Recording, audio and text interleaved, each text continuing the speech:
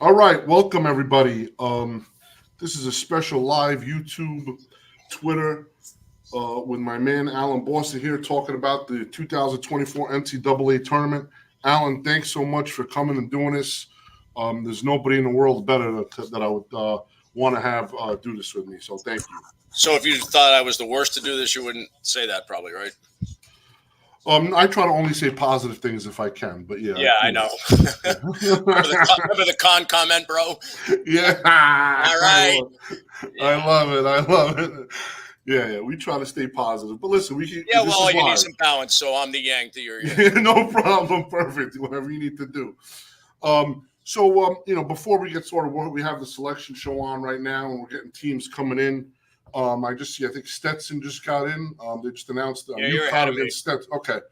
So UConn is playing Stetson. How about bubble teams? Any bubble teams that you think need to come in or Indiana State, if they're not in, it's one of the most egregious leaving outs of all time. And I don't expect them to get in since Joe Fraudnardi doesn't think they're in. There's a lot of dogs winning this weekend. Stop a lot of these mid-majors from getting in? Yes. Well, probably not, since they never get in anyway. And the only one that's at risk was Indiana State after Appalachian State lost in their tournament. They were probably semi-deserving, and maybe Princeton, but there was no chance they were ever going to get in either. The way they do it. I'm sorry, Alan, I can't hear you. I think you muted your microphone, or maybe I can't hear it. Can you hear me? Now you're good.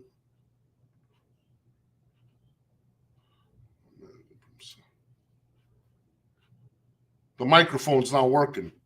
I don't know why. Maybe if anybody wants to type something, this is the first time we ever do this, so there's going to be technical difficulties.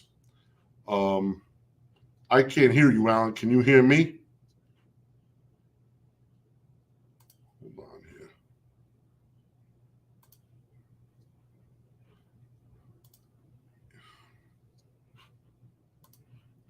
Alan, your mic is off. So, I don't know, something, maybe the mic got disconnected somehow.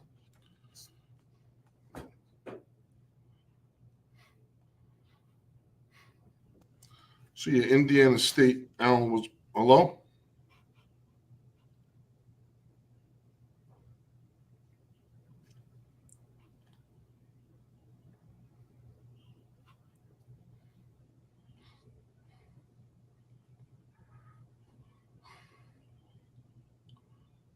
Oh, the mic is off. So, okay, Alan's going to come back in. In the meantime, if anybody's going to have any questions for Alan during the show, feel free to post them. I could see all these questions and I could see the comments. I've never done this, so just bear with me with some technical difficulties, or if I don't get to your question.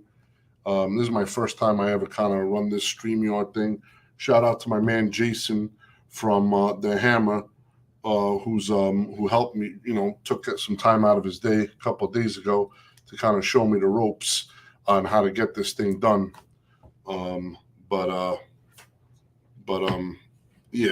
This is a first time for me. So feel free to ask any questions. We're going to get through these as these brackets get announced and the lines gets hung up. We'll try to get some stuff out of Alan. Again, he's betting the stuff himself, so I don't know how much he's willing to share. But we'll get to that. Alan, you there? I can't hear you, brother. The mic's not working. Don't worry about it. We'll figure it out. I can see your lips moving. Yup. I see that. I see your face. I see the thing. Expressions are great. I just can't hear your voice. And I'm trying. Your mic is on. It says it's on, but it's just not. It's not coming through here.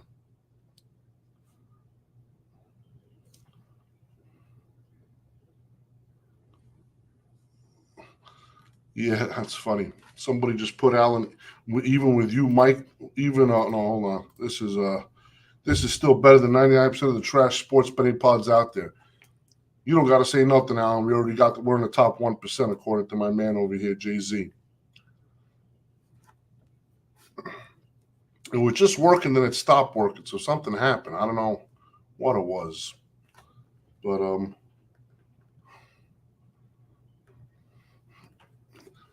yeah, that's a great question. I know my buddy Marcelo goes to St. John's, so hopefully the Johnnies, I know they're on a bubble, but also Seton Hall. I got a couple of friends, Seton Hall, St. John's. They're on a bubble. I would hope they get in. My wife went to St. Peter's College, so they're already in, and she actually doesn't give a shit. But I think it's pretty funny that St. Peter's makes it again for like the second time in, I don't know, 3-4 years. So it's pretty crazy. Maybe Alan, you could leave and come back. Oh, let's see what we got here. Okay, he's calling me right now. Hey, buddy. Hello? Yeah. It was working and then it wasn't. I left the studio and came back. I could try again, but Yeah, try to leave the studio. Come back, see what happens. I have no fucking clue what I'm doing. So Neither do I. Don't worry about it. We'll figure it out together. If it was working already, then is it a PC mic or what are you working with? A laptop? I don't know. It says I'm not muted, but mic's not working because I'm testing the mic and it's not working. Okay. Let me see if it got unplugged. So you got a separate thing that's a microphone in there. Yeah, maybe unplug the mic and then plug it back in. It's a USB mic?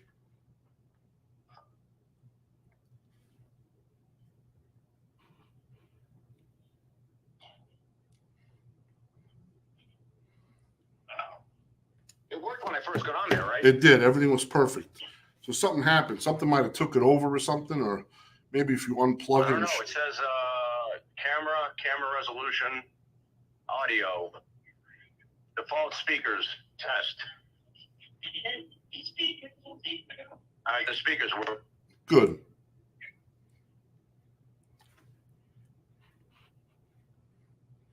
Is the mic a separate item? Like, is it a separate? All right, here, I just switched the microphone. How's that? All right, well, come back into the studio and I will find out. How's that? It says it's working. All right, come back in. You're not in the studio, so you got to come back in. Click that link I sent you, and I'll let you in, and we'll see what happens. All right, Alan, yes, perfect. All right. Well, miracles never fucking cease. All right, what did I miss? UConn Stetson, no surprise there. Yeah, so I don't even know. I gotta find out how these brackets. If there's any website that shows, because I'm trying to look here. But Indiana State, you were mentioning, they got to get in. In your Yeah, they got to opinion. get in, or else it's a real travesty. And I don't expect they will, since Joe Frognardi didn't think they were. And tell me who Joe Frognardi is. He just choose. Joe Frognardi, he's the shill for the committee.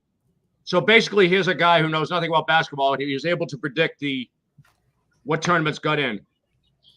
So they made him a big deal at ESPN. He's Joey Brackets. He's whatever, but he's a fraud. Number one, he knows nothing about basketball. Number two, he uses the same flawed formula they use to come up with the same wrong teams that they do.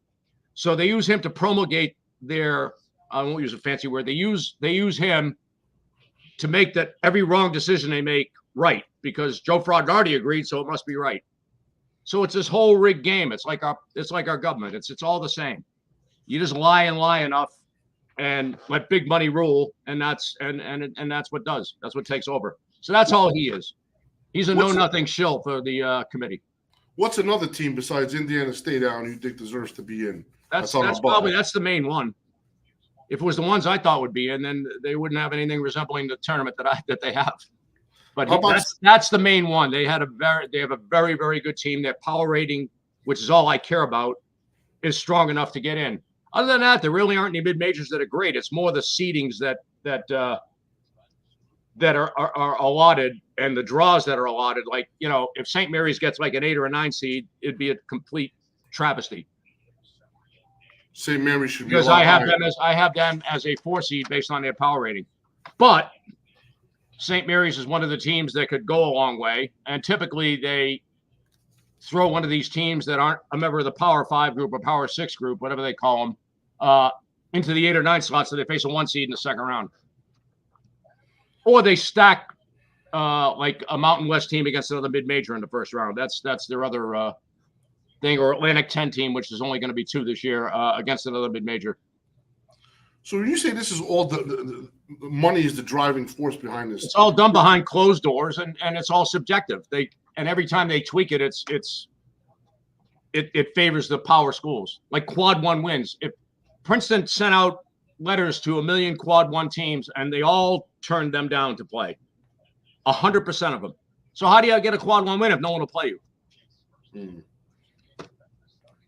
Houston, Longwood. I mean, that's no surprise. Longwood should be 15 or a 16. Probably a 15, actually. Yeah, Longwood shouldn't be a 16. There were definitely 4 teams worse than them. They're putting up lines already. So all right. Does St. John's have a chance to get in? A buddy of mine went there. Yeah, they should. They should be in, but I don't know if they are. Their rating is good enough. It's all ratings to me. That's all it is. Just so let me go through these bubble teams. You just tell me yes or no. Should they be in or not? St. John's, yes. Seton Hall, no. Texas A&M, yes. They are in as actually. They're playing Nebraska. Okay, they just got great. Yeah, that's it. You got it. Utah. Either or. I don't think their resume was good enough, but power rating wise, it's probably right on the edge. On the edge. Pittsburgh. No, that's Jay Schiller's team, so you know they don't belong in because he never gets anything right. He's just an ACC. He's another one. He's an ACC shill. They have it all locked up. They don't put anyone in there. That's why I was shocked that Tom Crean actually said the following. I wouldn't be surprised if you saw 5 or 6 ACC teams in the tournament, but I don't think they deserve it. Wow. Wisconsin, James Madison. Wow. Well, so like I said, they're not a fan of Wisconsin, so let's stick them against James Madison in the first round, which I don't think Wisconsin's going to like very much. That's the 5-12. How about Oklahoma? What do you think of them? No, I don't think they belong. I love the team and I love the coach, but they're kind of on the edge too. Another either or. Michigan State. Yes, yeah, easily. That'd be a joke if they didn't get in. That'd be a joke. They're one of the. I have them as a 6 seed. FAU. Oh, there it is, Duke, Vermont. That's interesting. FAU, yeah. But if they don't get in, it's their own fault. Like they lost every game that mattered. But again, it's all power ratings to me. It's none of this quad 1 nonsense. It's none of this resume nonsense. It's how good is the team. Don't you want the best teams in there? That's what you want. So that's all I look at. I have a rating that's more accurate than anything they have, and that's what I go by. All right, 2 more teams. NC State got an 11 seed. A fucking joke. What should they have been? Whatever, however as low as you can get them. 13. Gotcha. All right, I got 2 other teams, Dayton and Colorado. Dayton, yes. Colorado, yes. All right. So wow, there's a lot of bubble teams here. I see a lot of yeses and nos. So what do you think about this play-in game, Alan, that they started? Don't approve of it. Wimbledon tournament has a draw of 128. The Masters has X number of players in it. The play-in rounds for them are qualifying matches at tournaments and Monday qualifiers for the Masters and other things. And if you do have a play-in round like the NFL does, there's rules. It's etched in stone. It's who wins and who gets whatever the next best record is or whatever, however they do it. There's rules. It's not some subjective behind the closed door meeting where they come up with who they choose. There should be 64 teams. That's it. So what do you think the motivation behind putting in these money? It's always money. It's always money. Duke, Vermont. What the hell should that line be? Duke 11 and a half maybe. Yeah, I'm trying to make numbers here real quick too. I know. I want you to. Go ahead. No problem. Oakland got screwed. So Oakland played maybe the toughest schedule of any mid-major and maybe of anybody. They won in Xavier. They had Illinois tied late in the game. They had Ohio State battled late in the game. They played Drake tough down their best player. And they won their division and their thing, and they got a 14 seed. That's just not right.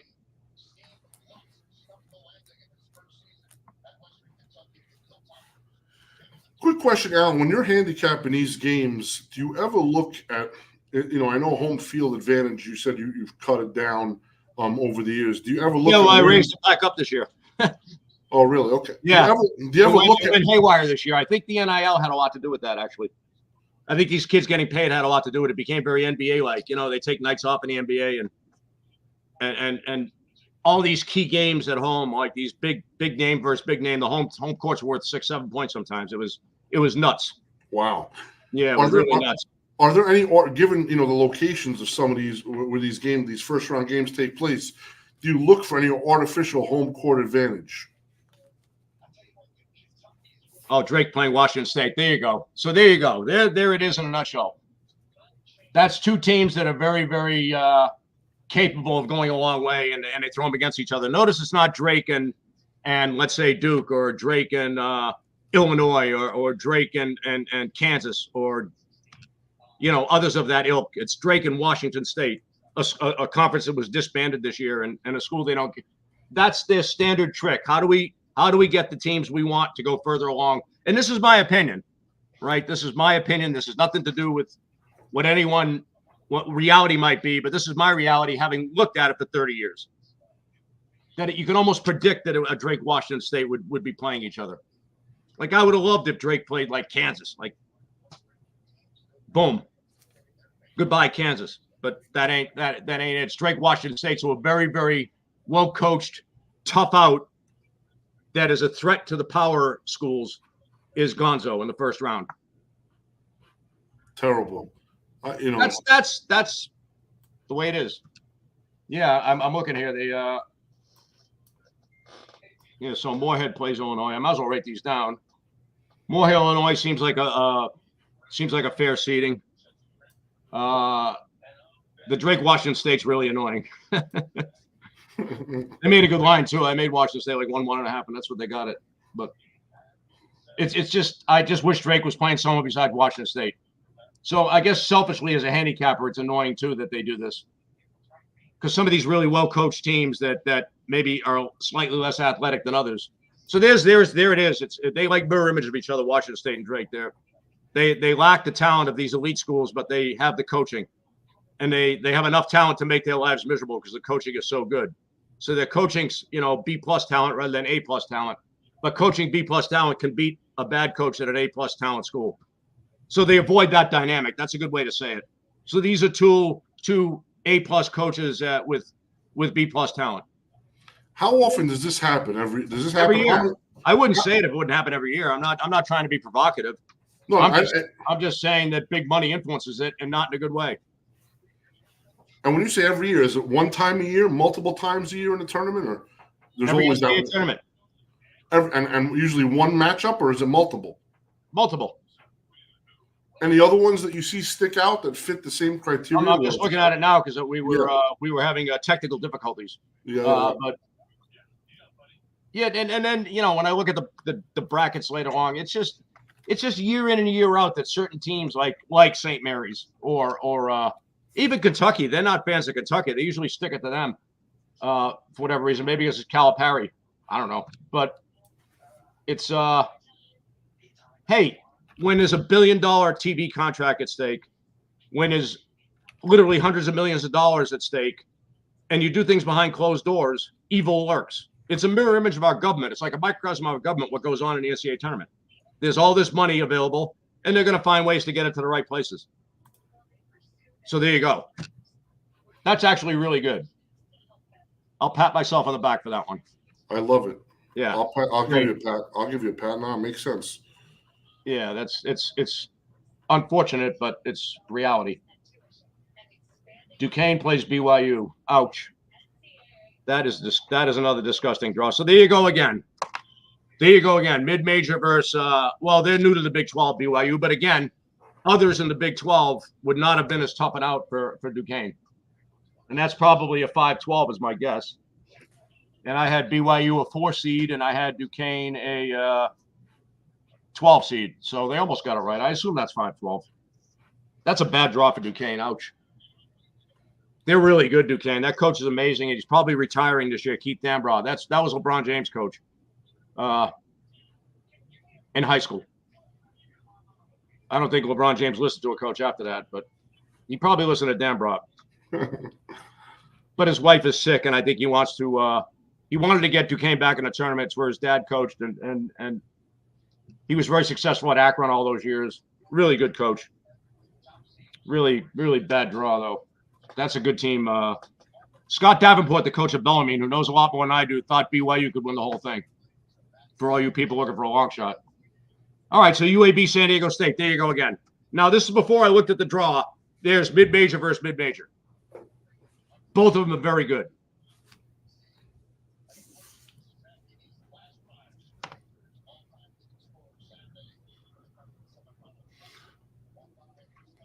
Northwestern Florida Atlantic. Okay. 1 second. Let me email this kid something. No, don't worry about it. Yeah. I know this is a little disappointing so far, but we'll get riled up. Are you kidding me? This is great, man. Listen. I could hear you talk about this all day long. They made a rather large error in this one.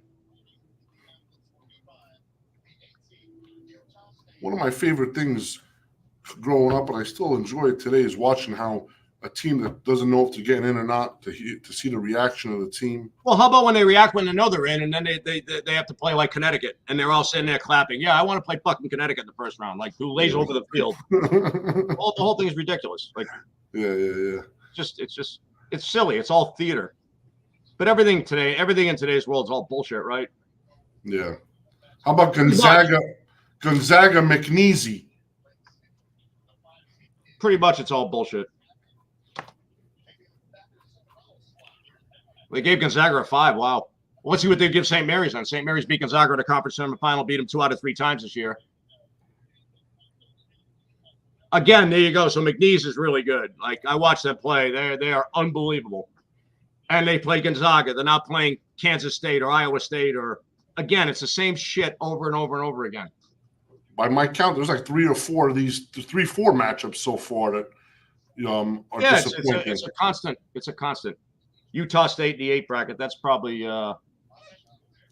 fair. What did I make Utah State? I got them at 12 actually. 11 or 12. So you told me you have power ratings for the top how many teams? All of them. All of them, every team. And then you're just ready. So you. I'm just winging it here. I'm just looking at it, and if it, I'm just making it off the top of my head, and if it feels like it's off, it's off. They have some really bad lines. Wow, they really fucked some of these up. That's good for me, by the way. I'll mention them in a minute. Yeah, no problem. First. Yeah, of course.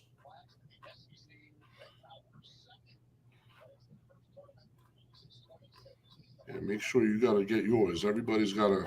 Yeah. I thought this would be. I didn't realize they're going to put the lines up as soon as they opened. But so this is just a quick, as they're mentioning these, and feel free to interrupt me at any time. But strategy of attack, in the when you're getting down a lot, when you want to get down a bunch, how often in the past would you used to wait?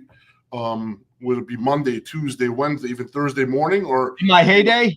Yeah. I would go into the openers because they took 10,000 on the openers in Vegas, and there was no screens or anything, and who cares if the MGM moved? Like Richie ran the MGM, he'd give everyone 10,000, but he might. I don't think I didn't ask for extra, but I just got what everyone else wanted. But yeah. Now, when it was during the year, I would wait till the morning crew ended and before Mr. Walter started betting, and I typically bet about 1 p.m. Pacific. So the market was pretty full then, and we got down 50,000 without a problem. Wow, that's great. Yeah, without moving the screen, by the way. So let's just say if BW was betting college basketball today, when would he go out during the tournament? Obviously, definitely not Sunday night. Day of. Wow. So it would be, he'd wait till Thursday or Friday morning. Yeah, I'm assuming. But he could spend a few dollars to make sure everything was in the way he wanted it. Mm-hmm. Right? Mm-hmm. Yeah, that's an interesting topic. I saw on a recent podcast with my buddies at Circles Off about closing line value on how it's important not to have closing line value when you're betting big money for account longevity. It's for two reasons. I didn't really finish that thought. It's for two reasons. Number one, if I have closing line value in everything I bet, what I do is not sustainable. It means I'm doing what everyone else is doing. And if I ever want to bet big money, I'm going to lose every bet I like. So that's first. Second of all, I don't think the closing line of the college basketball game is very accurate this year. I think there's a lot of people influencing the line who don't know what they're doing. Part three to that is if you truly know what you're doing, you're not going to have the closing line resemble what you've bet. You should know that. Yeah. Right? I mean, isn't it like optimal you'd want to lay 3 and have it close 2.5 right on the screen? Right.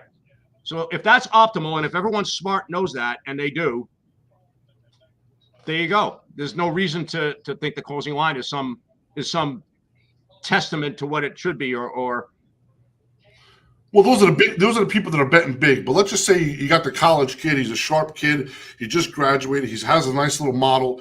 He's only betting a dime a game. It's a very good. It's probably better than not having closing line value, because there are enough people who are whores who like, I think they like jerk off when the line moves in their favor, and so they move. There's one crew that bets the night before. They move the games like 2 points the night before. They're just complete morons. Yeah. Why would you ever do that? What do you gain by that? Unless you get a hard on, like seeing a game move in your favor. That's the only thing I can come up with. There's got to be something that's pretty powerful, and that's about as powerful as it gets. So. But let's just say that their appetite is filled. If their appetite is filled, if it's a but small, still, why would you want to tip your hand? Let's say I have Duquesne rated higher than everybody, which I do. Why would I want to bomb Duquesne's side and let them know next time where they're going to cheat you a half a point on the Duquesne side? Yeah, good point. If you happen to be right. Do they even? Sometimes I wonder if these people even look at the lines after they bet them on the night before. Do they even understand that they could get jerked the next day or the next matchup? I don't know what they're thinking. I don't even want to try to pretend I know what they think because they know they're ridiculous. These are the type of people, if they're good enough, are obviously very recruitable by any sharp group to try to get them on their side and say, we'll give you the nickel or a dime, whatever you need, and then we'll be able to take it from there. A nickel or a dime. If they're only betting a nickel or a dime, then sure, move the line. If they're not moving the line for a nickel or a dime, it's when they're betting 10 or 15,000, something a little bit significant. Yeah, exactly. I mean, that's my whole bet nowadays. I do it, I'm just an old broke and I do it on my own and I get my nickel or a dime and I'm happy. I will be trying to bet a little more on some of these though. They really fuck some of these up. But I'm just winging it off the top of my head. I wonder if FanDuel opened. Let me check here. We're trying to hang him up on Spank Odds, my crew. Oh, yeah, I forgot about Spank Odds. Oh, that's all right. Well, we don't know if we have them up. No, FanDuel doesn't. Yeah, DraftKings is putting them up. So I don't even see it on your screen yet, actually. I don't even see the schedule. Yeah, you really can't put it up until this whole schedule's out, right? Yeah, we're Don Best till this day still makes the rotation numbers until, so we're kind of they're up. And they take a bet from me, so all right. Yeah. Pardon me during the commercial break. Oh, don't worry about that. I'm gonna log in. No, I'm parting to anyone that's actually listening, expecting some grandiose thing here. If I get a bet in, I'll let you guys know what I'm. Yeah, let me know too. I might want to cock my leg a little bit. You could always ask. So back to this one thing I was getting at. Inherent home field advantage. The first the several games, does that ever come into play with you at this time with the first round? No, not at all. No. So there is no home advantage in these games. If you're playing in an arena you're not comfortable playing in, then it's not home. Home is comfort. You practice on the court every day. You're familiar with any nuance of the court. People screaming for you. I mean, if you're an athlete and someone's screaming for the other time, I might play harder. It might actually favor the other side. It's more comfort. Gotcha. And I suppose if you're an underdog and you're starting to lose some of your energy, fans starting to scream for you, might get the adrenaline going a little bit, and that might help.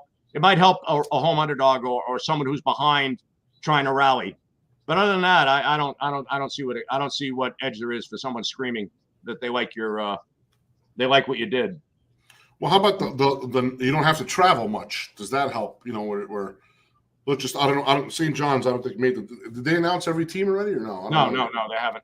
Let's just say St. John's, and there's first game's in Brooklyn. If St. John's, who's the Queens, plays in Brooklyn, it's not as bad. Does that help with you don't have to take a plane?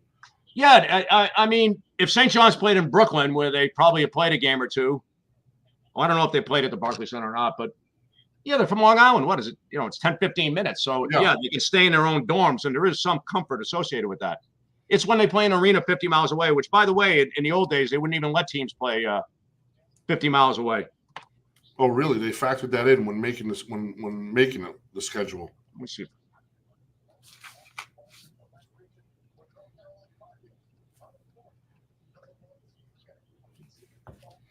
And there's enough fans that travel to any of these locations where you're always going to have a fan base. You're always going to have a good fan base supporting you, right?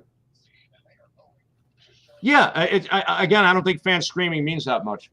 Have you ever been to March Madness the first week? No desire. I love going to basketball games, but that's just too. I'm an old school throwback guy. It's just too hyped. It's too much bullshit.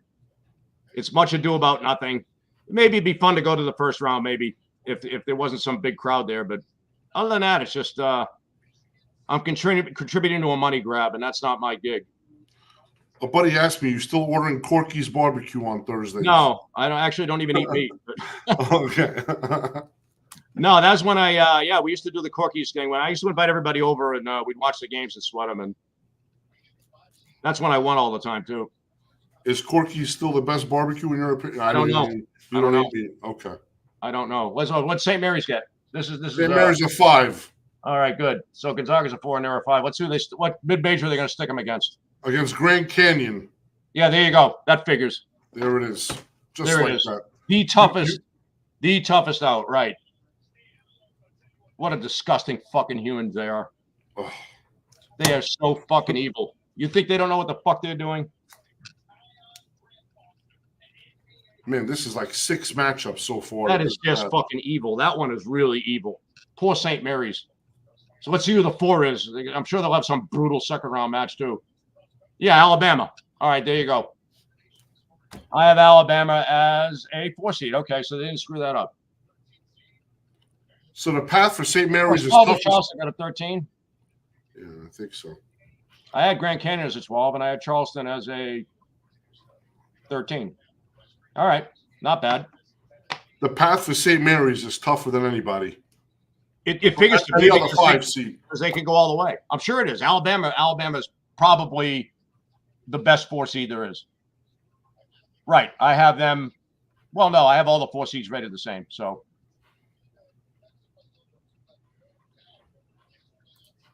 Well, there you go. Clemson, a team that they don't give a shit about either, facing a tough mid-major or a tough high major.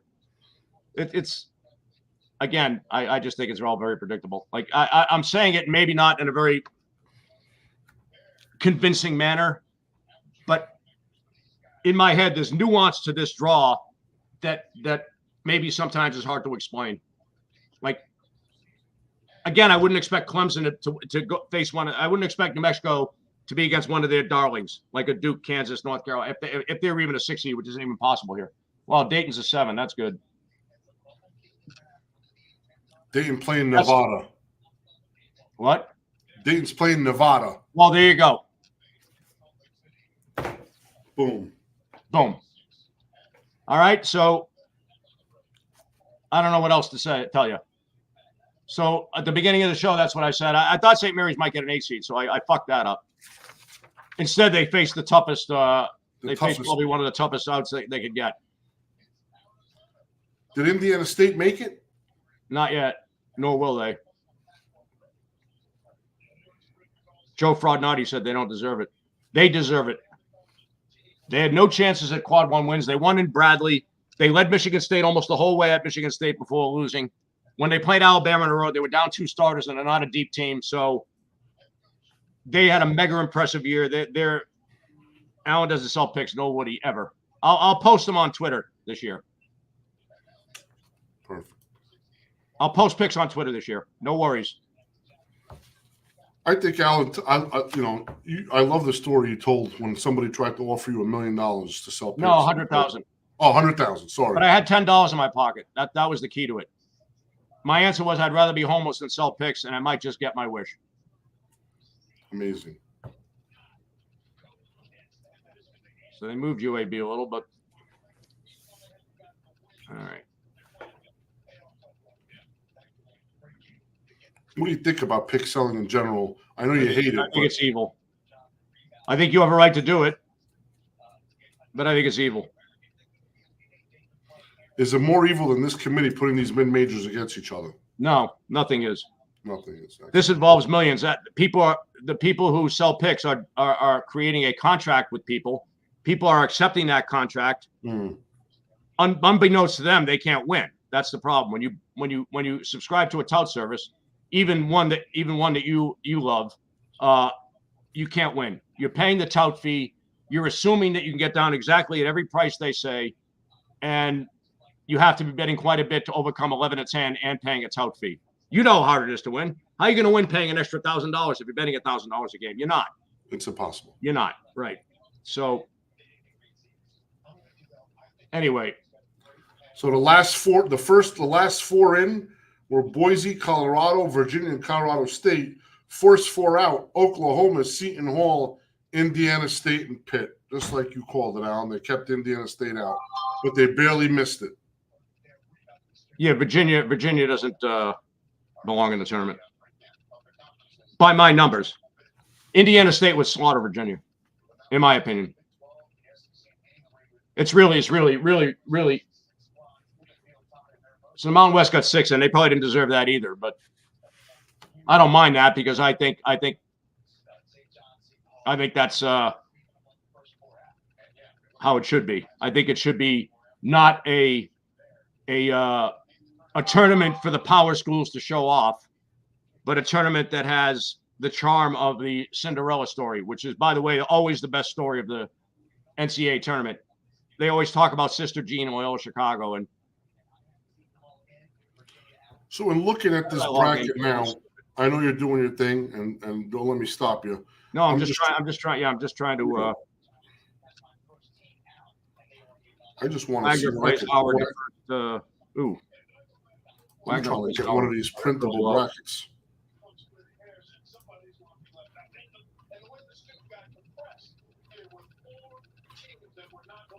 This week is in I think out of the whole year is the companies received the least productivity because of this tournament. What do you mean? I'm saying all companies, people are running these pools in the office. People are talking about them. Some people take off Thursday and Friday. A lot of companies, just corporations, lose revenue because of this tournament, because of work. Yeah, that's awesome, huh? Yeah, it's Americana. It's a big deal. This is the biggest. This and the Super Bowl, the two biggest times in Vegas, and this is probably approaching passing it. Yeah, I've never gotten a chance to spend the first round in Las Vegas. I've always wanted to, and I think one day I got to take the plunge. But I lived there, so it was. Poor McNeese. Wow, that was. Oregon's a dog to South Carolina.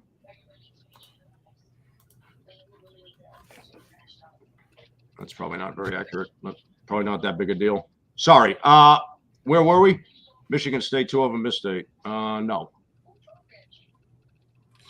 So on some games, Alan, if you're looking at this, is there a time in which you know it's going to move, so you want to take it out? Or is there a time in which you think that there's going to be opposition, so you know what, let me just wait and try to wait till a little bit later to try to get a better line? Do you ever try to determine one from the other? I sometimes try to figure out what other people are doing and then go bet accordingly. But for the most part, I just bet what I like and be done with it. Typically it moves my way. So, oh wow, they actually took a bet on the app from me. Big surprise! The NCAA tournament, they actually took some money from me on DraftKings. That's a shock. Yeah, they basically cut me down to like 0, which is boy, they really fucked up some of these games. It's too bad I don't have any money on here. You know what? I could deposit some.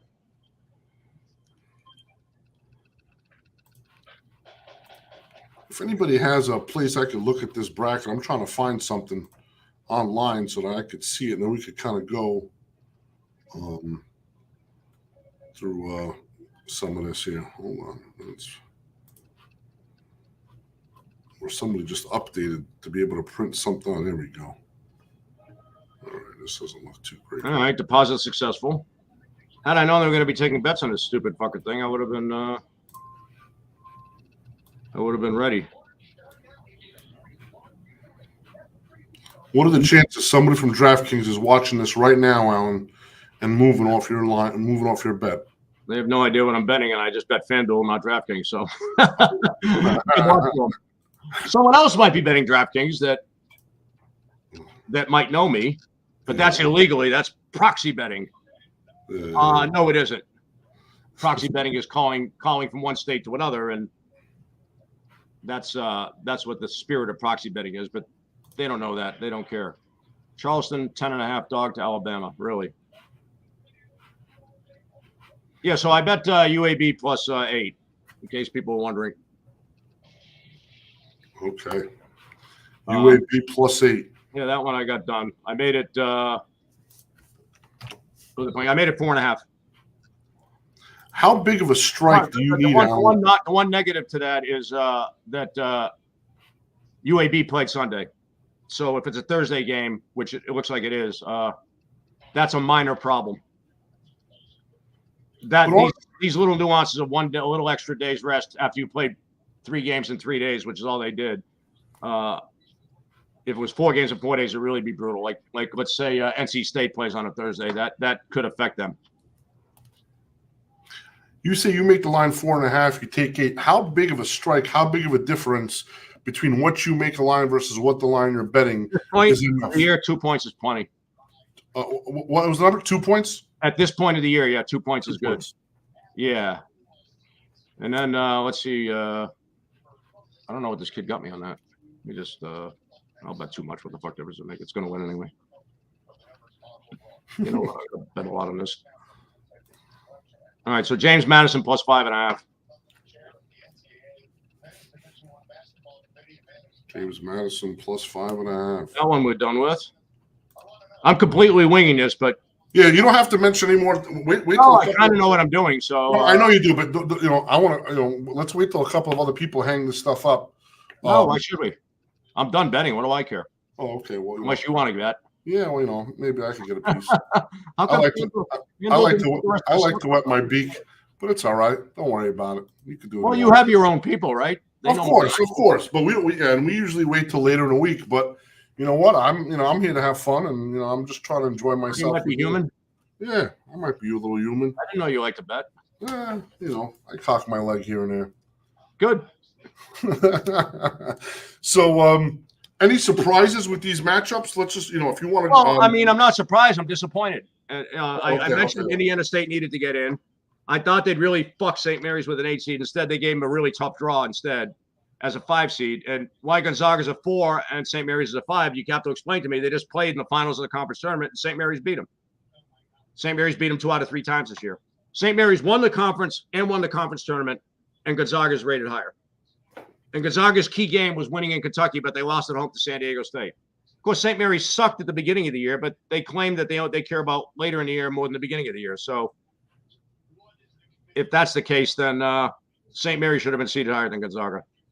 Either way, it's not a disaster. I think, I feel bad for Grand Canyon because they certainly could have got a better draw than St. Mary's, who's so the nuances is some of these teams are very, very, very smart teams.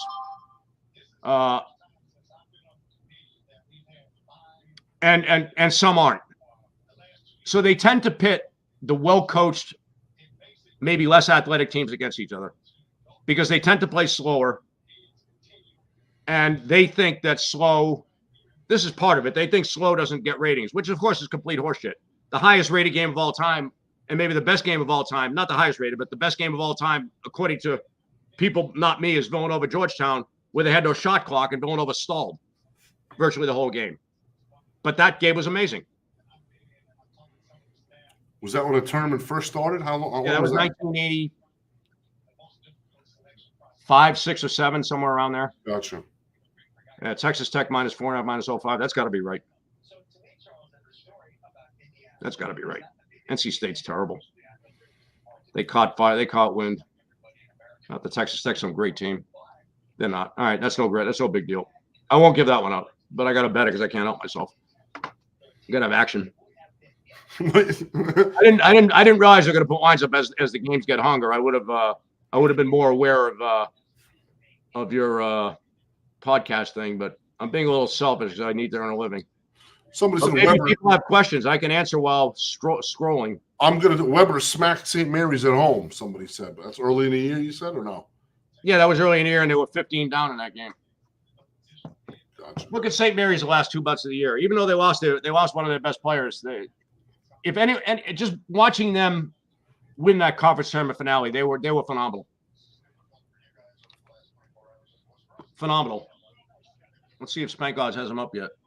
No, you don't have the. Oh, yeah, the schedule's up. All right, here they go. Here comes DraftKings. All right, this will make it a little easier. All right.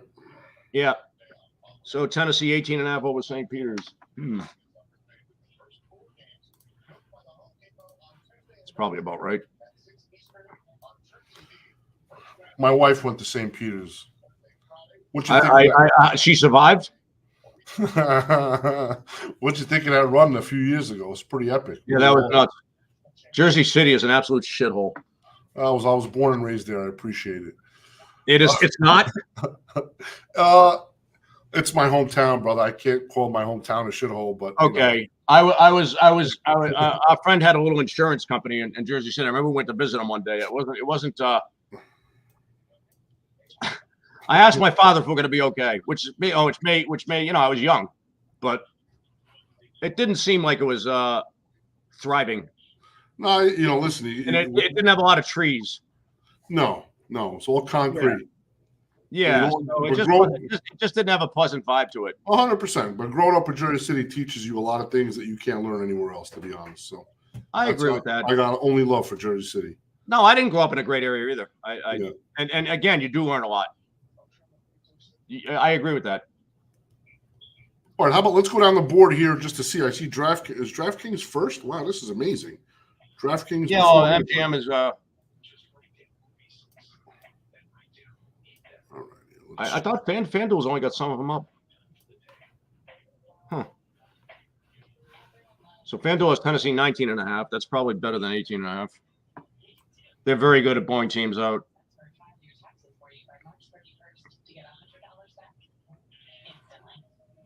Okay, let me put my FanDuel up here, bookies. Sorry about them.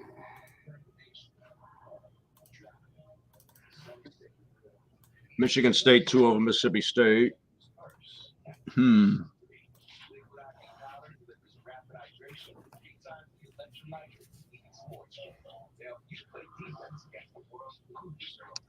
That's probably close.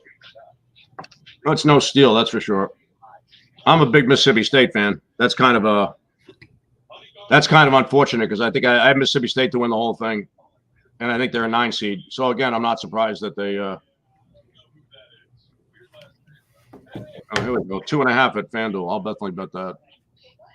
Although, why am I rushing? There's probably no reason to rush, but. Yeah, there's thousands of people listening to every word you say, Alan. So. Yeah, but I have no influence on the market. I bet and have no influence. When I tweet a game, it moves sometimes. I'll say that. Well, right now, I guarantee you that whatever you're saying, everyone's just hanging on the words. And I wouldn't. What the fuck do I know? I'm just one guy without a computer. I'm a guy who does it all in his head. And has been successful for the last 30-something years. Well, someone listened to the Texas Tech one. Yeah, there you go. Yeah, that's no big deal, though. Someone listened to the Texas Tech one. Oh, shit. I'm over here waiting for Chris. Somebody I give a nice pop to, but I don't know when they're going to. Why would you want to move the market like that? Oh, no. Well, we're mostly betting totals, but I wouldn't. This is just for fun and games, and I wouldn't, And Luke, if I start betting a bunch of these games, Luke will probably, start yelling at me tomorrow. So I'm not gonna, we're not gonna try to mess anything up. But at the same time, if you mention it, I think this broadcast might be on some type of a delay. So I don't want to race. It's not on much of a delay. It's on 10 seconds or something. Yeah, maybe. Exactly. So, but everybody, listen, that's why they come. Didn't you see Dionne Warwick in concert recently? Yeah. How was that? The first 45 I bought was "Do You Know the Way to San Jose" by Dionne Warwick. She can't sing anymore. And she made a big deal out of the song "We Are the World," which is easily one of the most obnoxious, disgusting songs ever written. But people love that manipulative shit nowadays. Oh, aren't we wonderful? Aren't we nice? We're all nice to each other. Like we're human beings and there's no such thing as hate. Wrong. We're human beings. We're flawed. And if someone hates you, don't hang out with them. Hate is a necessary part of an existence because without hate, you don't know what love is. You have to have the opposite dynamic. And I'm not purporting that everyone hate everybody like some fucking idiot thought when I said it's okay to yell. When I was making a point about court storming, that it's okay to storm a court. It's a college basketball game. It's fun for the kids because the pussy on Duke hurt himself, except he didn't really hurt himself because he played the next game. Because some 5'8" guy ran into the 7-footer and he rolled his ankle. Oh my God. Too fucking bad. Makes sense. It's okay to storm courts. It's okay to say mean things to players. I went as far as saying it's okay to yell something racist at a player. Who cares? It's a fucking basketball game. It's all fun and games. You're trying to get under their skin. Yeah, they asked these kids to take down. These kids went to the BYU Texas game, and they had the "Down with the Horn" shirt on, which is they took time to make these shirts up. It's fun. It doesn't mean we hate everybody in Texas. They were making fun of the Longhorns. It's a fan. You're just a fan. I see it in the NBA. Oh, who cares what you say? Who cares what you do? I see the NBA. Terrence Shannon is getting some, what woman you're seeing after the game. The kid got charged with rape or something. So, okay, you make fun of him. If he didn't do it, who cares? If he did it, then he deserves to get made fun of. I see in the NBA some people, like, they could kick fans out for just screaming at them in the stands. Like, that's amazing. What happened to this world? Like, if I pay my ticket and if I am able to sit in the front row, I have, as long as I don't physically touch anybody, why can't I say whatever the hell I want? If I tell somebody you suck, what's wrong with that?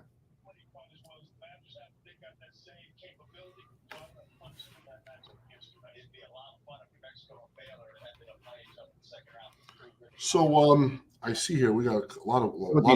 And anyone have any questions? Yeah, anybody have any questions for Al? I'm not going up. Here, I got a question for you right here. I got a question for you, Al. Why'd you stop eating meat? I have off and on my whole life because I think it's unethical. I'm a big animal rights guy, and by eating meat, I'm helping out these big agricultural farms that torture animals in ridiculous manners and ways you don't even want to know about, that our government supports, by the way. Not only do they torture animals, but also they destroy the environment they're on, the land they're on, and then move on to the next section. And that's what our government, which is supposed to be pro-environment, is supplementing to try to keep the prices of meat down. Instead of helping the local farmers out, which would be a smart thing to do, and keeping their prices down, who treat their animals humanely. It doesn't make it right that you raise an animal and kill it, but we're meat eaters and we're not hunting buffalo anymore. So it's probably the lesser of two evils. So yeah, that's why. Morally, I don't think it's right. When you do decide to eat meat, do you just strictly go organic? You said you were off and on. I'm sorry? You said you're off and on. When you come back on, do you only go organic meat? I try to eat I try to eat good food. Good. And winning at basketball helps one eat good food because it's expensive. No, I'm healthy as a horse. If I took my shirt off, I would surprise people. That's right. That's yeah. a fact. So John Kasiski asked, I'm an old guy. I'm almost 66. Like this not a spring chicken. John Kasiski asked thoughts on Long Beach State. Very, very happy for him. Monson's a class act. He actually said he thought this team could go. He thought this team had a very high ceiling in the league. They probably got help that they had played a game and got blown out twice by Irvine during the year, and they were able to pull the upset. But they're very capable, but they're in over their heads if they face some big time school, which I think they are. I'm sure they got a 14 seed or so, and they're going to have a tough time to win just because they lack talent, not because they lack coaching. They're playing Arizona. I see a lot at 20 and a half. Forget it. Yeah, forget it. Next question. Any thoughts on Purdue? I think they have the same issues they've always had, where when they're not hitting outside shots and you jam Edey up, they can go down. And plus, they basically have 2 3-star guards, but they have better shooters this year, and it's less likely that they'll have some bust out day shooting threes, and they could definitely go a long way. The coach is very good, but they seem to lack something. They lack the athleticism usually to beat the high level teams. But this year they've upgraded that somewhat. Well, here's FanDuel on the screen now, and they have better outside shooting. So yeah, I'd be surprised if they went out early this year. Do you like taking the mid-major dogs that you like in the first half instead of the full game, or you're not really a first half guy too much? I'm not a first half guy, but I should be. There's your answer. Yeah. What are your thoughts on John Calipari as a coach?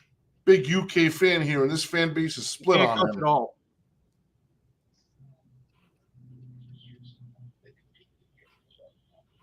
Can't coach at all. Terrible. Great guy. Honest. Very charitable. Clearly can get players to come there by hook or by crook. But as far as coaching goes, he's completely out to lunch. I don't think he can coach a high school team. If you ever listen to his press conferences, he never says anything. If you ever listen to his interviews, he says nothing. It's awesome. The guy's the greatest. He's a used car salesman. Now, why won't all these games come up on FanDuel? I'm doing something wrong here. That's 10 p.m. on Friday. Yeah, I just took 10.5 in a game. It's 11.5. That's real smart, isn't it? Whoops. Oh, I found it. All right, I got another question here, Alan. Everyone's saying GCU going to beat St. Mary's. I think St. Mary's can make a deep run. What do you think? We talked about that earlier, but yeah. Does GCU have a chance against St. Mary's? Big time. Yes, they're very, very good, but they're not beating St. Mary's. That's one team that they're not going to beat. That's the rub. Grand Canyon would have a live shot at many, many teams. But St. Mary's is not one of them. And why is that? Because their coaching is extraordinary. And like I mentioned before, there's smart teams that are less athletic.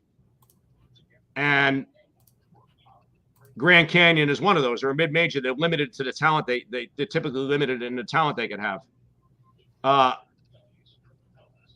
So St. Mary's is another very, very smart team. Wait a minute, I got to get this Florida Atlantic. I guess I'll figure out what I have in every game after, huh? Yeah, you could always go to the pending page. Yeah, like DraftKings opened.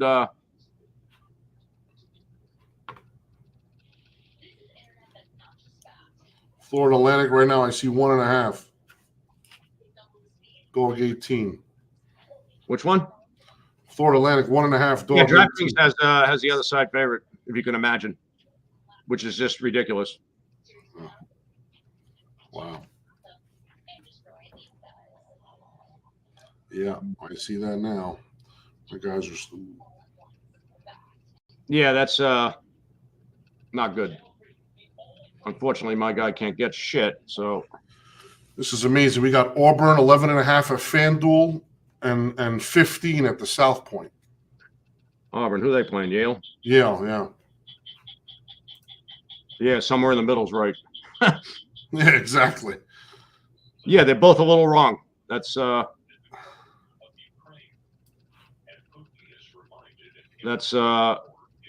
what's beautiful about this. This is very much old school, where everyone used to open their own lines. Yeah. And now people just open their own lines. They're not copying anybody. And if they sat there and just wrote bets instead of worrying about what everyone else opened, you'd be good here. Yeah. Right? Instead, they're going to see this one open this. Oh, I got to change the line. No, you open the line, take a bet, and move it. Exactly. That's what you should do. Because just because they open at 15 doesn't mean 15's right. In fact, 15's not right. 11.5 is probably not right either. Auburn's very good at blowing teams out, and they've been a very good favorite this year. But meanwhile, it's not on my fucking. Where is that fucking game? Oh, I can't bet Yale. That's right. Duh. I can't bet Connecticut teams. I forgot about that.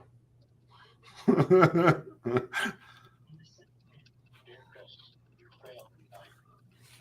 Did the Ivy League really? I saw you tweeted earlier that the Ivy Leagues, without Princeton going in. Well, Yale was second best, but okay, it's kind of a crime. Leslie Stahl, my cousin. Every year they usually stick the Ivy League with the worst matchup possible. Is that usually? The Ivy League fucked them last year, though. Yeah. Oh, DraftKings flip sides when they noticed that there was different lines on Florida Atlantic. Yep, that was a slight mistake they made there. Like maybe more than a slight mistake, especially if the starting center's still up in Northwestern. Like they have no chance to beat Florida Atlantic, actually. Right. Yeah, so it's pretty much as expected. Indiana State didn't get in, and mid-major versus mid-major in almost every match. So. If anybody wants that UAB, you said +8. South Point still got it at +8. FanDuel DraftKings down to 7.5. Do you notice these guys ever moving off you or no? No, they don't move off me. I don't bet enough. And I'm nobody. I'm just a guy at a kiosk. No, but they count in your name on the kiosk. I'm nobody. I'm nobody. I no matter what, if I thought I moved the line, I wouldn't bet. That's how ingrained in that thought process. I don't want anyone benefiting from anything I do. Now, if they take a fair bet, or I'm opening a bookmaker up like I used to back in the day, and they give me 10,000, and they give me any line on the screen, or sometimes a half a point either way, and you can have 10,000. All right, I'm laying one. I made it 6. You want to be on that side. But these guys knew what they were doing. They wouldn't just go right to 6. They'd stay above market and make sure they were on those sides. You only need is a half a point above market to be able to. Yeah, of course. And would they ask you for what number you made the game? No, but I would just give them. And if I really liked something, I would let them know. And usually the games move my way. Like I was in line with what Billy did quite a bit, and he was the one that influenced the closing line back in my day. So it made the closing line was a lot tougher, a lot more respected back in the day because Billy controlled it. Oh wow, Nevada favorite over Dayton. I wonder what Panhole is that. So I'm going to just mention games, and then you just tell me about them as we go along here, seeing if I see something interesting where there's a difference of an opinion on what I see out there. How about you mentioned Oakland against Kentucky? Oakland, Kentucky, we got about a 13, call it 13 and a half. Yeah, I'd have it slightly lower, but double digit. My double digit numbers on neutral courts played a slightly higher number, so that's probably about the right line. Okay. And if that doesn't make any sense to anybody, ask away. It's I don't know how else to explain it. All right. How about we'll go in rotation order here. This way we don't confuse everybody. So everybody will try to cover every game, and then what come what may. And Alan, if you don't want to speak about any game, then don't speak. Worry about it. No, I'm not bashful about saying screw you. Okay, we got Tennessee 18.5 against St. Peter's. Yeah, they're very good at blowing lesser teams out. They don't give away spit. They're off a really bad game in the tournament. I'd probably lean to Tennessee. Nothing that's worth a fuck, but that's who I'd lean to. Okay, nothing special on that one. No. Next, how about Michigan State -1.5, Mississippi State? Yeah, I think they should be a little favored. I think Mississippi State has a good shot at beating them, but again, that's not a matchup that I'm thrilled about. That Mississippi State has to play them. I would have preferred they played a lesser coach team. Coaching. But if that goes up, I'd be interested in Miss State side, but not at 1.5. And it'd have to go up maybe more than a little bit. 3, I'd be there. 3 would be a buy. You'd buy Mississippi. Good. All right. So we set our line alerts on Spank Odds. If it ever hits 3, you just let me know about it. Texas Tech -5.5. NC State. I think NC State will have a very hard time in that game. Winning 5 games in 5 days and then playing on Thursday. It should be a tricky game for them.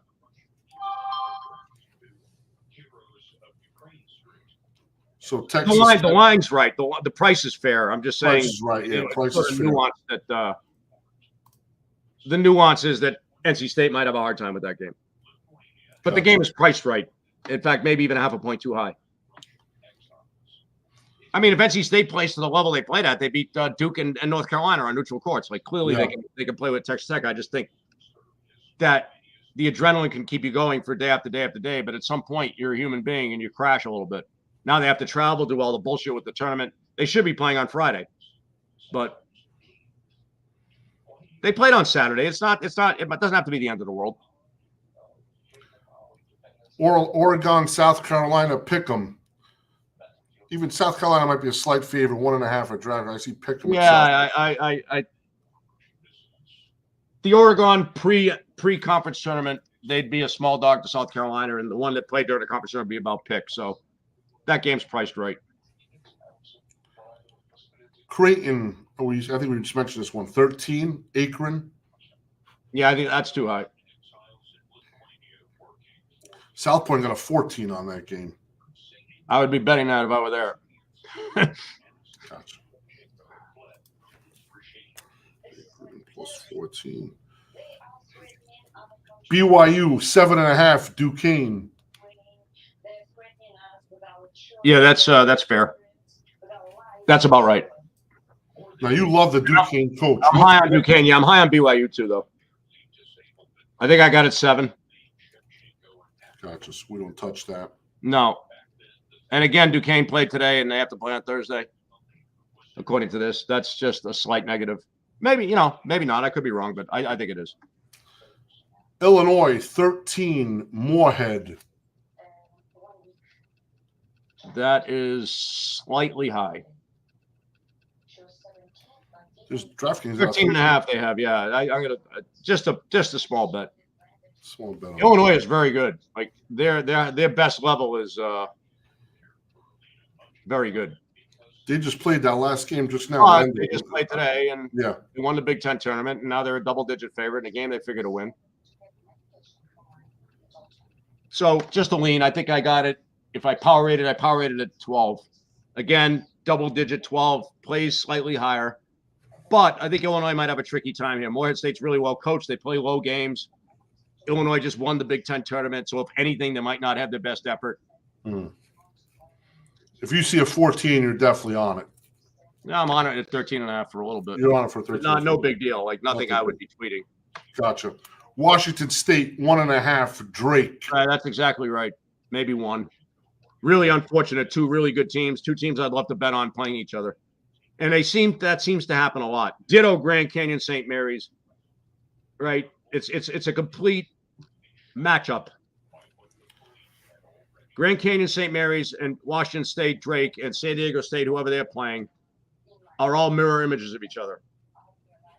It's all the committee getting the matchups they want, in my opinion. No, you're right. I agree. You've been following this for a long time. It sounds right to me. It's all about money. Iowa State 16.5. South Dakota State.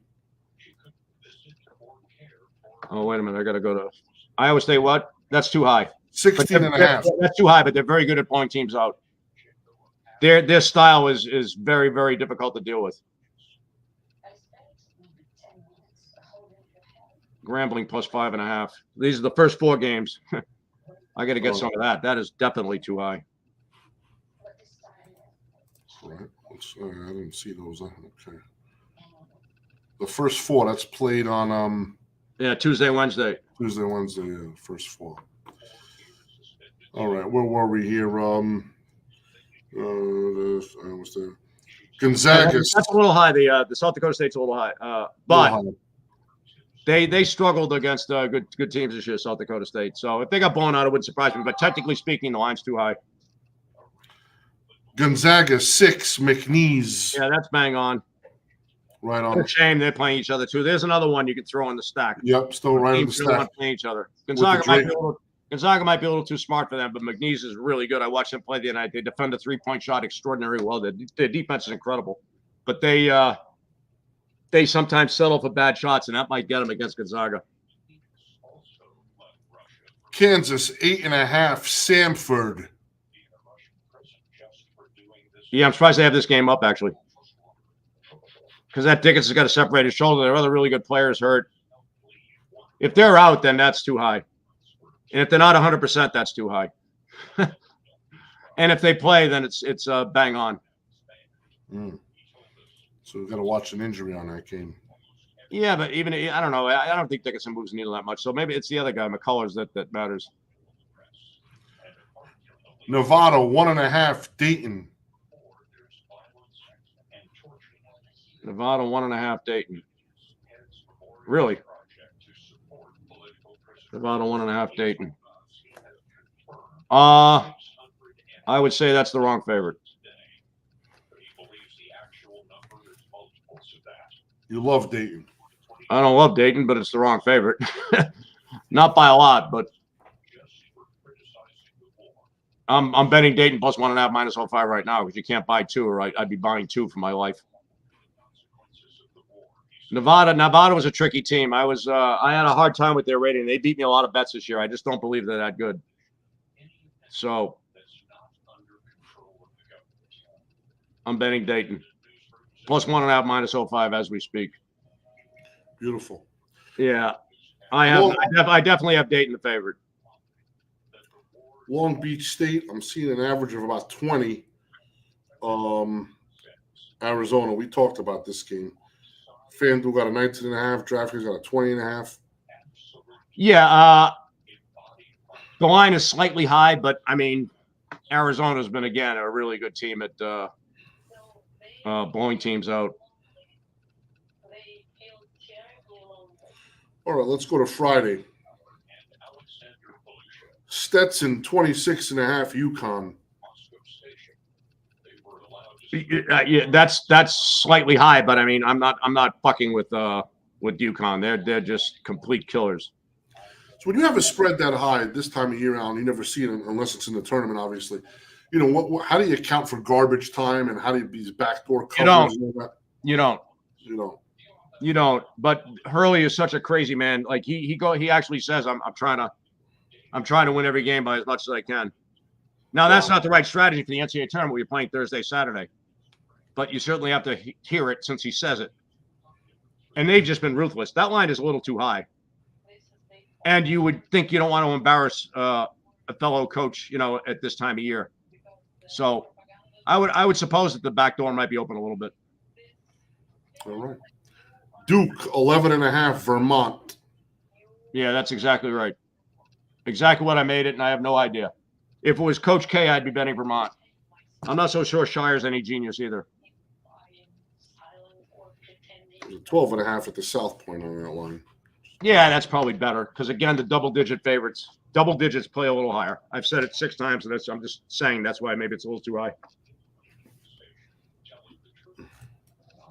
All right, what do we got here? Wisconsin 5, James Madison. You have a different order. I bet James Madison plus 5.5. I mentioned that earlier. That's right. Where is that game? I'm going in rotation number order. That's 761. I don't see it. Hey, that's not on my screen for some reason.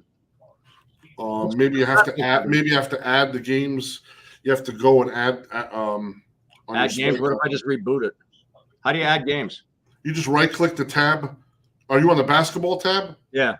Right-click the tab and say Manage Basketball, and then you can say how many days do you want to go out. You can just go out. No, there's no. It just doesn't have 761, 762. Oh, I don't really? have that one. I have them all, but 761, 762. Oh, really? Okay. Yeah. Yeah, I don't know why. That's maybe give it a reboot, like you said. Yeah. All right. Let me. As the games are coming in. Yeah, maybe that one just got effed up.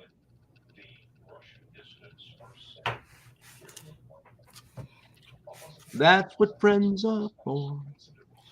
Welcome, thank Welcome to God. Spank Odds. I heard it, baby. I heard the spank.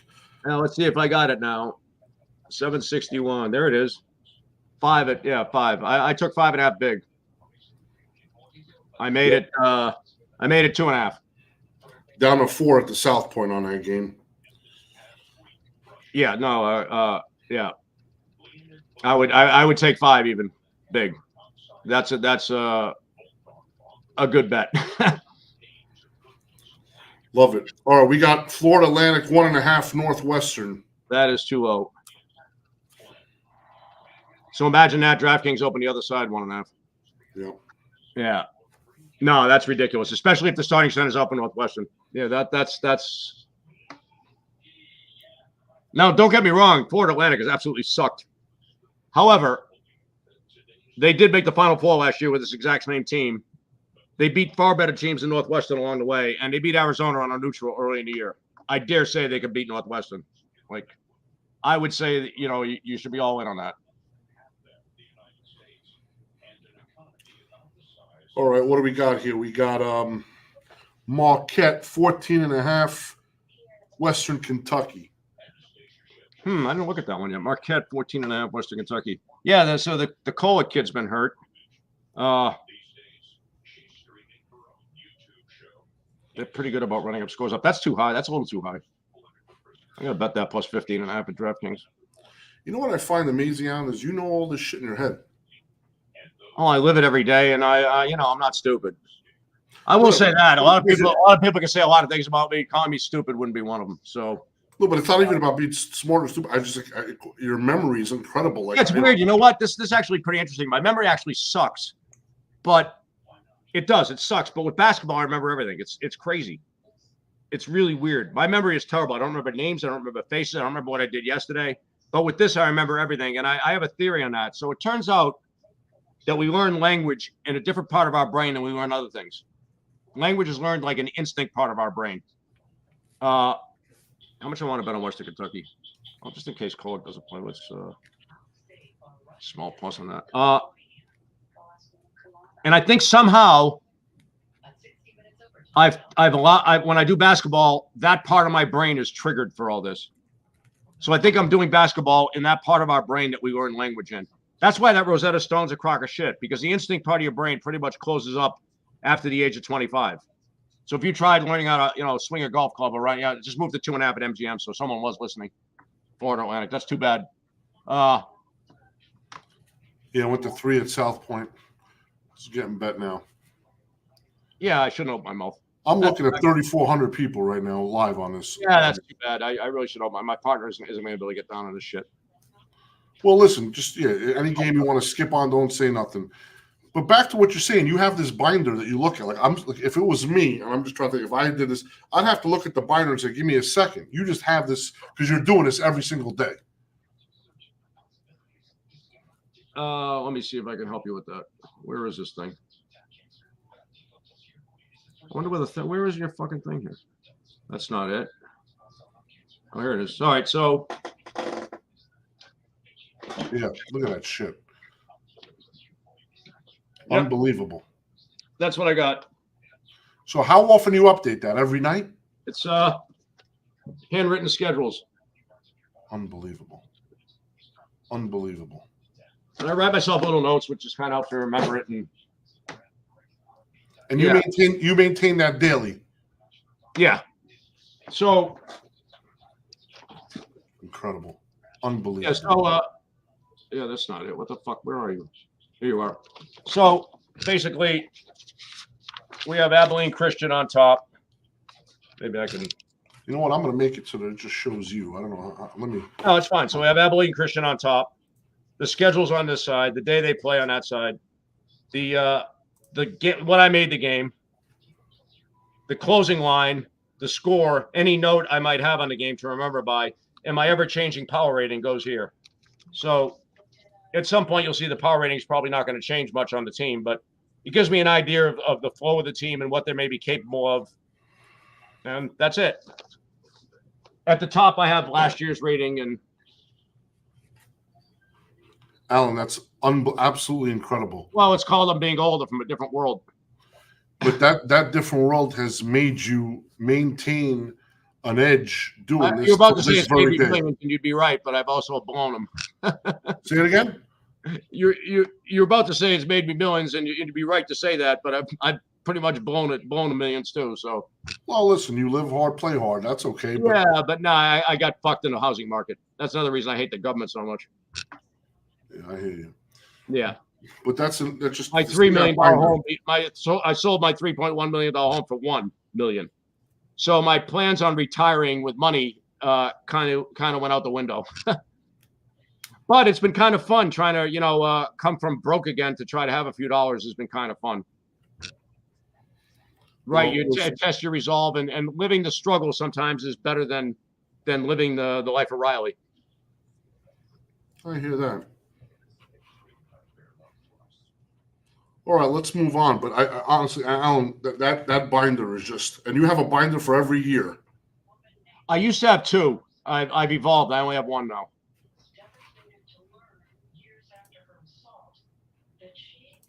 That was meant to be a joke, but okay. Yeah, I've evolved into one binder from two. Gotcha. And why is that? What was in the second binder? Just It different. was A through M and N through Z. I just thought it'd be easier with one book. That's all. Beautiful. All right, let's move on here. And if you don't want to say nothing, just don't say nothing. TCU 3.5, Utah State.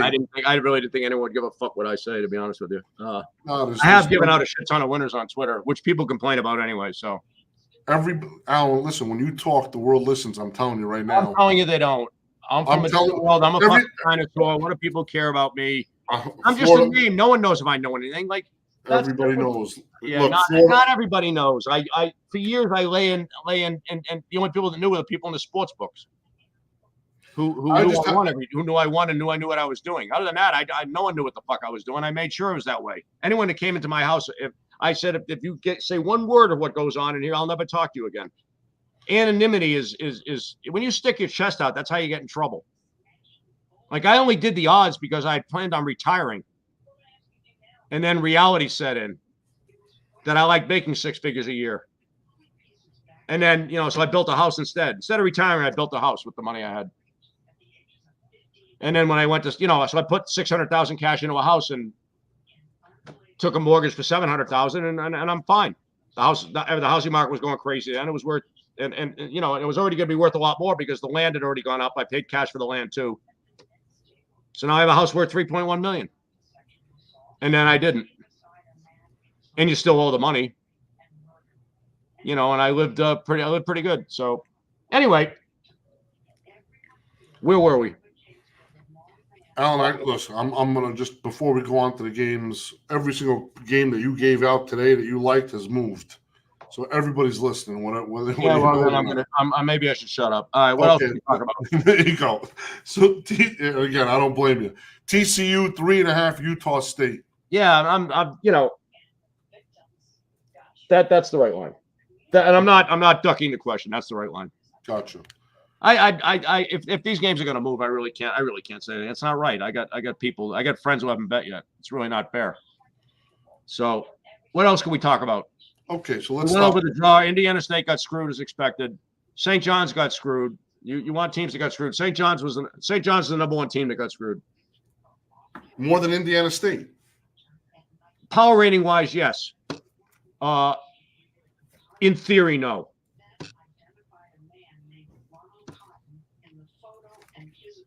And by that I mean the spirit of this tournament needs Indiana State in it. The joy of this tournament needs Indiana State in it. Never mind that they'd be a betting favorite over Virginia. They'd be a betting favorite over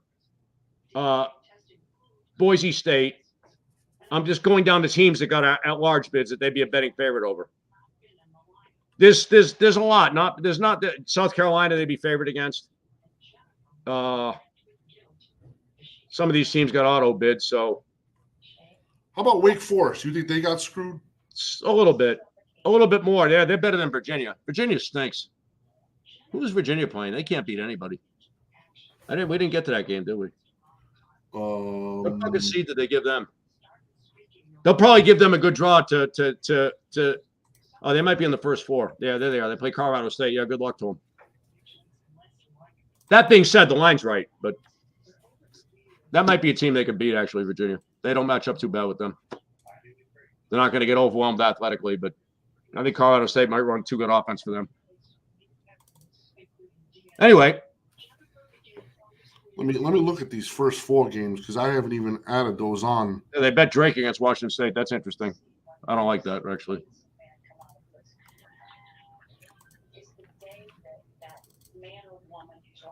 Okay, hold on. I'll just take that out here.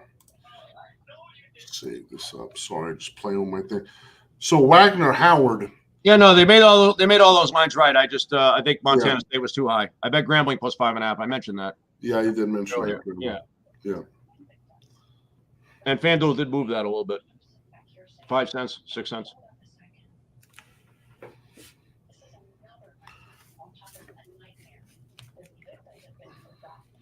So I'm still fascinated by that binder, to be honest. Like I think that's next podcast we'll talk about it. Yeah, I would I don't know. Has anybody seen the binder like besides you, or that's just for your eyes only? I showed it to the boys from Canada there. Okay, what are those guys called again? Circle Games, whatever it is. Circles. Oh yeah, Circles off. Yeah, oh, boys from Canada. Okay, yeah, gotcha. But I'm saying not just the details of the binder. You just opened it up and you showed us your columns and what you did. That's how that's in the 80s. We didn't have computers. I understand that. I'm just saying it's nothing transcending. It's just I don't know what a spreadsheet is.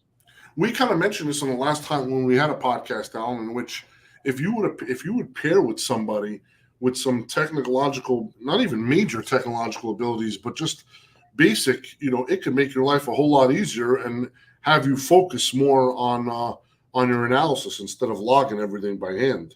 But does logging by hand help you with your analysis? Yes. They say that if you put pen to paper, it's so much more important than when you type something out in remembering things and then making it intuitive. Yeah, that's the point. Gotcha. But sometimes I forget. And then I had the little note that they were 19 down with 10 to go and lost by 3. So I all right, good. That's good to know. I can't remember everything. When I was younger and I wasn't tracking 360 teams, and we could only bet on like 100 teams. I kept track of all 360, but I didn't have to with that in depth.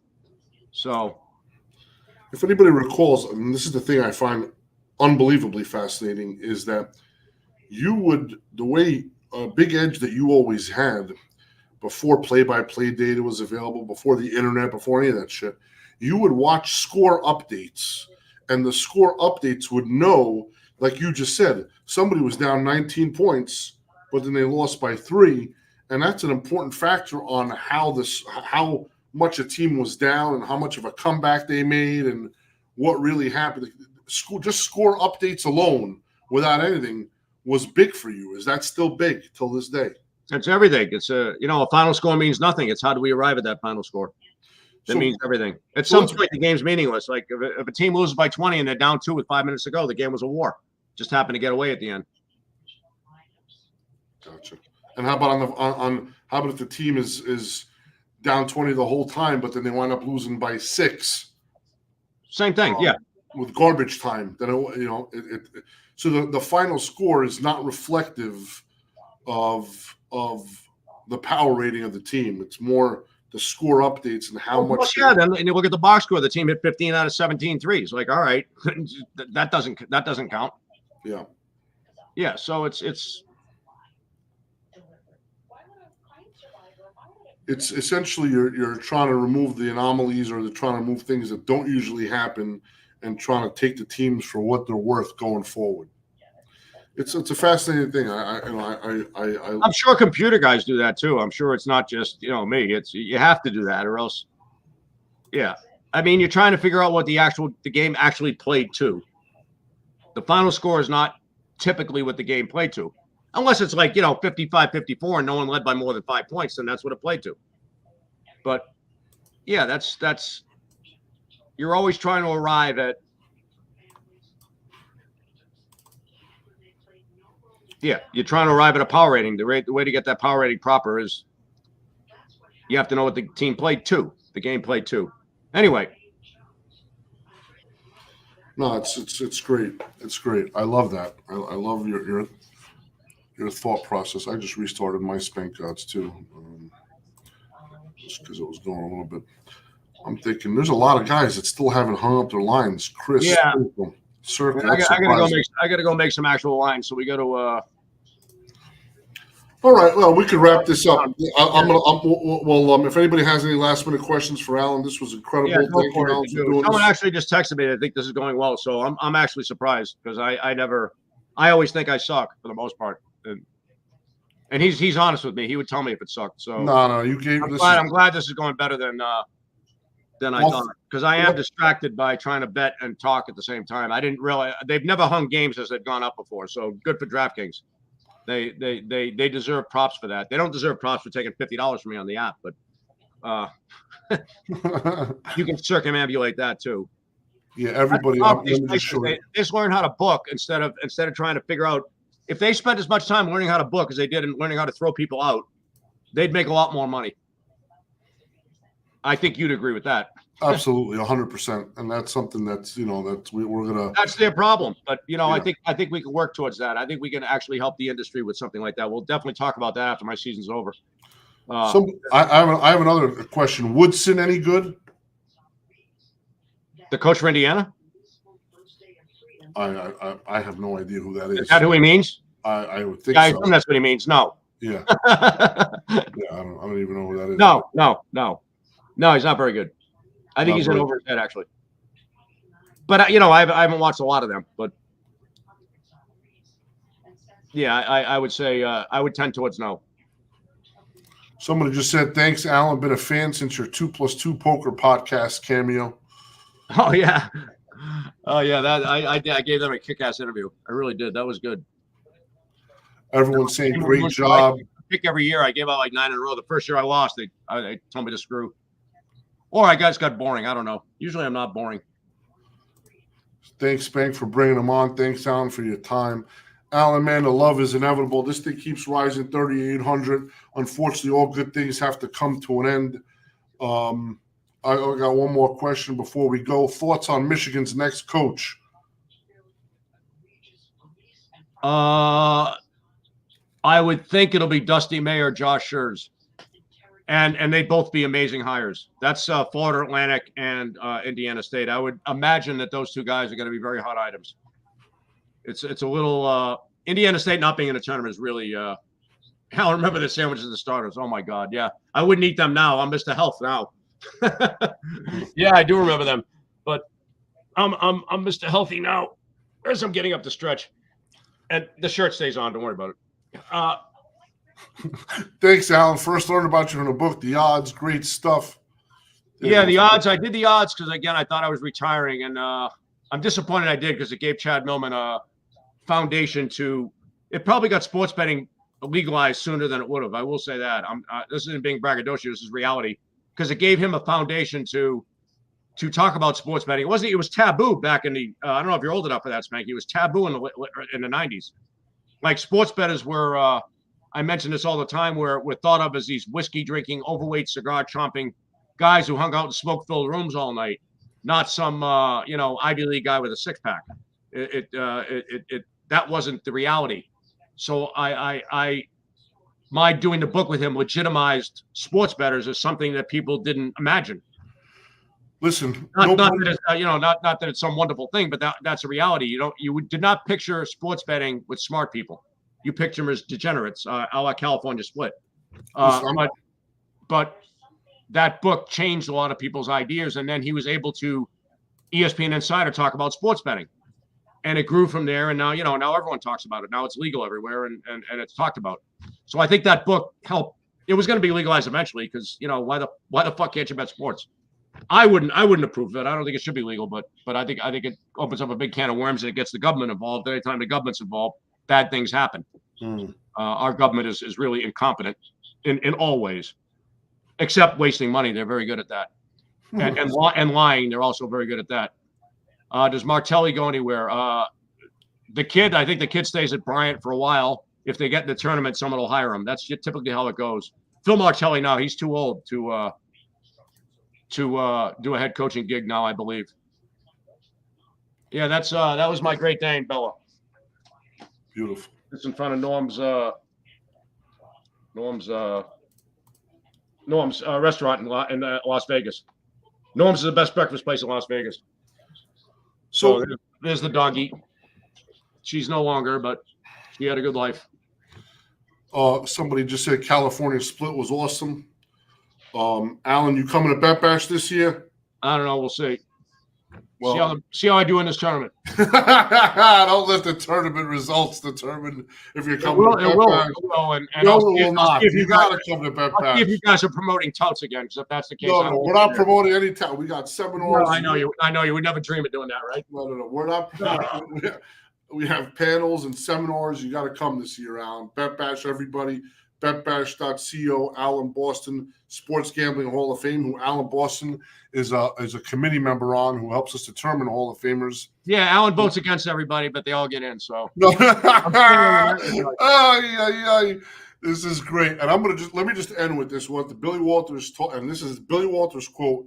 This is verbatim. There cannot be a Hall of Fame without red. A Hall of Fame cannot exist without a guy like Alan Boston. Alan Boston, an inevitable, eventually a Hall of Famer. It's not important. I know, but Alan, I think I'm a failure in a lot of ways. Like, listen, this is a sports. Am I good at this? Yeah, I'm good at this. Like, I'm really good at this. Like, it's a Sports Gambling Hall of Fame. There's not many better at college basketball. I wouldn't even argue that. My work this year has been it's been insane. Like, nobody's. I've never been proud of my work, but this year, under some very dire circumstance and some really nothing good happening, I've really have had a terrific year. My work has been incredible. Like, and I always evaluate. You can't like blow smoke up your own ass and say how wonderful you are, and because then you're just creating an illusion that you can win. You can't do that. You got to be very honest with yourself. And my work this year has been just nuts. Like, I've had so many good sides, and the bad bets I've made haven't lost by much, and that's usually the sign of really good work. You win easy and you lose close, and this year's been really extraordinary. Like, I've seen things very clearly, and I'm human. I'm not using a computer model, so it's all in my head. So when I'm in a good place, and I'm killing it in the gym too, which I've alluded to several times, because I am proud of that. I'm not really proud of being good at picking basketball games, but I am proud of being extremely fit. At almost 66 years old. But that's helped with keeping my clutter out of my brain and thinking clearly about stuff. Alan, you just to go back to the handicapping games, you mentioned home field advantage. You went up and down, what makes you decide all that? If you're not looking results, just results. The first time I lowered home advantages, I was having a bad year and I was betting all home teams, and I noticed it. So I fixed it. I said, all right, I guess I'm wrong about home teams. I was betting all home teams and they were losing. So I must have home advantage too high. That's the logical conclusion, right? You always have to look at what you're doing, even after 25, 30 years, because everything's changing. That's a good song, by the way. Everybody's changing. That's Keen. That's a great song off his first album. Anyway, yeah, that's me going to some stupid place. But yeah, I love it. I love it. This year has been a complete throwback year. Like, these home courts have been ridiculous, and home underdogs have been gold. And especially in these big conferences, it's a very much a throwback to 40 years ago, when home courts were much bigger and home underdogs were much more relevant. Before this became a big business, get kids played for the love of the game, you wouldn't be all in every game. And I imagine part of it is the NIL money, where kids are getting paid. So why do they have to go and play their asses off every game? They already got their fucking money. And I think that's affected what the home court is. I think some teams are not as ready for another team's best punch. And you always get the best punch when you're a home dog, because you get the crowd, you get the chance to pull the upset, and the underdog always has a slight emotional edge anyway, because they're the underdog. They usually play harder. Ironically, the best bet in sports are focused favorites, but that's for another day. I don't want to get into that. But anyway, yeah, that's it. I got to go. Alan, thank you so much for the time. Thanks, everybody. Yeah. Until next time. Be good. Yep. Sorry. Forgot to X out.